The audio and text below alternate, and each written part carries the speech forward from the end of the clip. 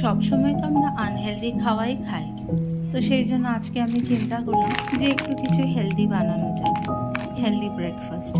তো সেই healthy breakfast বানাবার জন্য আমি একটু পেঁয়াজ, ক্যাপসিকাম আর কাঁচা লঙ্কা নিয়ে নিয়েছিলাম, আর সাথে একটু সুইট কর্ন।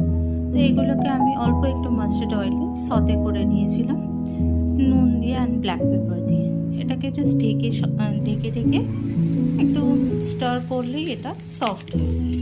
এতে বেশি কিছু সেরকম লাগে না, বাট খেতে খুবই ভালো লাগে। বিকজ এটাকে যখন আমি বানিয়ে টেস্ট করেছিলাম, সত্যি খুব ভালো লাগছিল এটাকে খেতে। এটা ছিল ভেতরের ফিলিং। আর তারপরে এটার উপরে র্যাপ বানাবার জন্য আমি রাগি আটা, একটু গরম জলের মধ্যে অল্প একটু নুন আর মেজারমেন্ট নিজের মতন আমি আন্দাজ করেই এখানে রাগি আটাটা ইউজ করেছি। তারপরে এই বয়লিং ওয়াটারের মধ্যে আমি রাগি আটাটাকে ভালো করে মিক্স করে নিয়েছিলাম।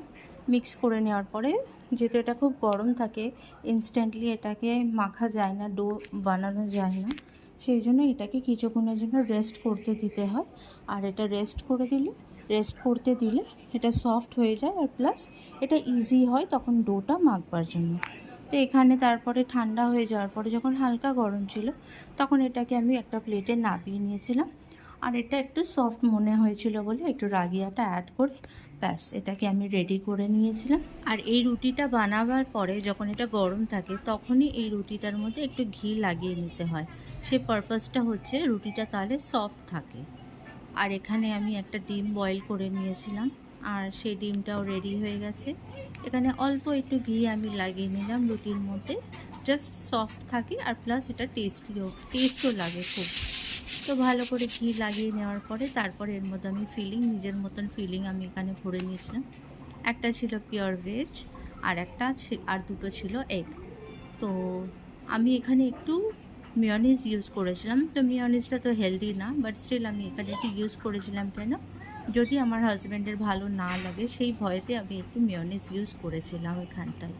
কিন্তু সত্যি এই র্যাপটা যে এত খেতে ভালো লাগবে, এত ভালো হয়েছিল, সেটা আমি বুঝতে পারতাম না যদি এটাকে আমি আজ নিজে থেকে না বানাতাম। আর এটা আমি কোথাও দেখিনি, এটা নিজের মন থেকে বানানো একটা হেলদি রেসিপি আমি চিন্তা করেছিলাম, আর সেটাই আমি আজকে বানিয়েছিলাম। আর সত্যি অনেক জিনিস যখন আমরা মন থেকে এক্সপেরিমেন্ট করি, কিছুটা খারাপ হয় আর কিছুটা ভালোও হয়। তো এটা খুব ভালো হয়েছিল। তো 7:30-র মধ্যে আমার ব্রেকফাস্ট রেডি হয়ে গেছে।